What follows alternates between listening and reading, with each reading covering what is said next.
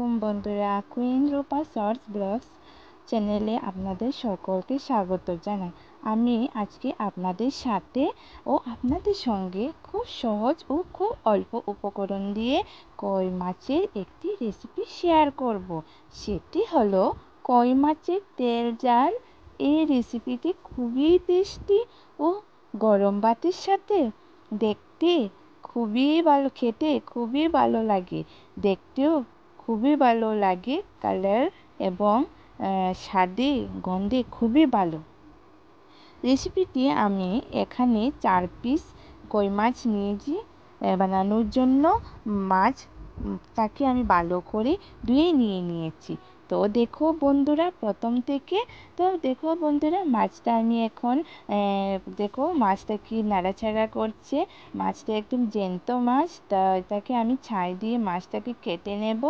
তো মাছটা আমার সম্পূর্ণ কাটা হয়ে গেছে। মাছটা কাটার পর একটু নুন ছিটিয়ে দিচ্ছি, কেননা এরপর এভাবে কেটে নেওয়ার কারণটা হচ্ছে বন্ধুরা, যাতে মাছ যেন ফুটে না গায়ে পড়ে ছিটকে না পড়ে, তার জন্য মাছটাকে এভাবে কেটে দেওয়া হচ্ছে।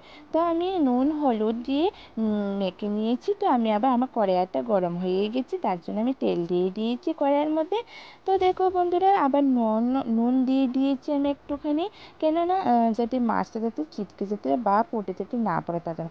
তো আমি এখানে কাঁচা লঙ্কা পেঁয়াজ কুচি করে নিয়েছিলাম, ওটা আমি পেস্ট করে নিয়েছি। আদা রসুন কাঁচা লঙ্কা পেঁয়াজ দিয়ে একসাথে পেস্ট করে নিয়েছি। তো দেখো বন্ধুরা, আমার এখানে মাছ ভাজা কিন্তু কমপ্লিট হয়ে গেছে। তো আমার এখানে মশলাটাও হয়ে গেছে। যেখানে আমি মাছটাকে ভেজেছিলাম ওইখানটাতেই আমি আবার কী করলাম, যে মশলাগুলো আমি কাঁচা মশলাগুলো যে পেস্ট করেছিলাম ওটা আমি তেলের মধ্যে ছেড়ে দিয়েছি। তো দেখো বন্ধুরা, আমি এখানে দিয়ে দিয়েছি। তো আমার এখানে কিন্তু মশলাটা একটুখানি হালকা একটু বাদামি কালারের হয়ে গেছে, একটু ভাজা করে নিয়েছিলাম। এরপর যে হলুদটা দিয়েছিলাম তখন আমার গড় করেছিল, তার জন্য আমি দেখাতে পারিনি হলুদ দেওয়ার জায়গাটা। তো আমি এখানে জিরে ধুনো এরপরে লঙ্কা গুঁড়োটা দিয়ে দিয়েছি। এখন এটাকে একবারে ভেজে নেব লাল লাল করে। তো একটুখানি আমি এখানে নুন অ্যাড করছি স্বাদ মতো। তো এরপর বন্ধুরা, এটা একটুখানি লেগে যাচ্ছিলো বলে আমি একটুখানি জল এড করে দিচ্ছি, একটু মাখা মাখা করে লাল লাল করে। ওটাকে যতক্ষণ না তেল বের হচ্ছে মশলা থেকে ততক্ষণ আমি ওটাকে এভাবে ভেজিয়ে নেব, ফ্রাই করে নেব। তো সকল যারা বন্ধুরা নতুন বন্ধুরা আমাকে আমার ভিডিও থেকে দেখছো, যে যেখান থেকে দেখছো, দেখতে দেখতে যদি আমার ভিডিওটা আপনাদের ভালো লাগে, নতুন বন্ধুদের কথা বলছি, সাবস্ক্রাইব করতে কিন্তু একদম বলবেন না। সাবস্ক্রাইব করার পর অবশ্যই বেল আইকনটি প্রেস করবেন। বেল আইকনটি প্রেস করার কারণ হলো আপনাদের কাছে যাতে আমার নোটিফিকেশানটা সঙ্গে সঙ্গে পৌঁছে যায়, আর হলো গিয়ে আপনার সাথে যেন আমার জড়িত থাকে। তো আমার মশলাটা কষানো কমপ্লিট হয়ে গেছে বন্ধুরা। তো দেখো আমি একটুখানি এখানে জল অ্যাড করে দিয়েছি, কেননা মশলাটা কষানো হয়ে গেছে, ভালো করে কষিয়ে নিয়েছি। কেননা যদি হয় মশলাটা বেশি করে ভালো করে কষিয়ে লাল লাল করে বেছে নেওয়ার কারণটা হলো গিয়ে বন্ধুরা, যাতে গন্ধটা না থাকে তার জন্য। তো আমি এখানে এলাচ 4টি দারচিনি নিয়ে নিয়েছি, ওটাকে টেটো করে এটাকে শিলনোড়ায় বেটে নিয়েছি। তো দেখো বন্ধুরা, তো এটাকে আমি এখন আমার যে জল দিয়েছিলাম ওখানটা দিয়ে দেবো। আমার জল কিন্তু এখানে ফুটছে কিন্তু। তো এই পাখি আমি দেখো ফোটা আরম্ভ হয়ে গেছে, ফুট করছে কি সুন্দর করে। তো দেখো এখন আমি এখানে কই মাছ অ্যাড করে দেব। দেখো কই মাছটা দিয়ে দিচ্ছে, আমার জলটা কিন্তু সেদ্ধ হয়ে গেছে। তো এখন আমি মাছটাকে দিয়ে দিয়েছি। দেখো বন্ধুরা, মাছটাকে এভাবে কেটে ভাজা করলে কি সুবিধা হয় জানো, যে মশলাগুলো যে আমরা করি না, মশলাগুলো যাতে আটকে থাকে তখন আরও খেতে দারুণ লাগে, সুস্বাদু লাগে।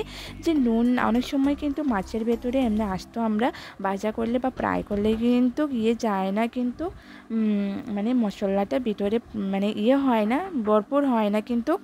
তো দেখো বন্ধুরা, আমার কিন্তু মোটামুটি হয়ে গেছে। দেখো ঝোলটাও মোটামুটি শুকিয়ে গেছে, আমার গরম মশলাটা দেওয়া হয়ে গেছে। দেখো তোমরা দেখতে পাচ্ছ বন্ধুরা। তো দেখো এভাবে আমি ওটাকে নাড়াচাড়া করে ওটাকে এভাবে ঝোলটাকে মশলাটাকে এভাবে সব যাতে হয়ে যায়, মিক্স হয়ে যায়, তার জন্য এভাবে ওটাকে আমি নাড়াচাড়া করে নিচ্ছি। তা আমার কিন্তু এখানে কমপ্লিট হয়ে গেছে আমার রান্নাটা কিন্তু টোটালি। তো দেখো আমি এটাকে বাটির মধ্যে সার্ভ করে নিয়েছি।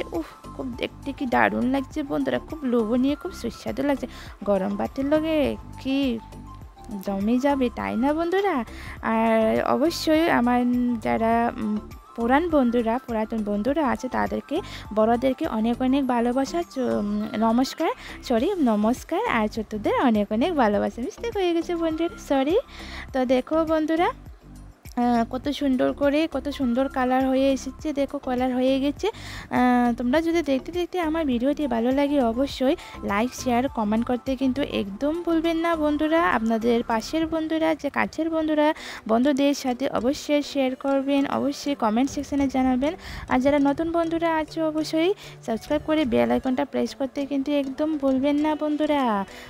তো দেখো এখানে আমার রেডি হয়ে গেছে আমার কই মাছের তেল ঝাল রেসিপি। এরপর এটাকে খাবার জন্য কিন্তু আমি সার্ভ করে নিয়েছি। দেখো বন্ধুরা থালের মধ্যে। Thanks for watching, tata, bye bye.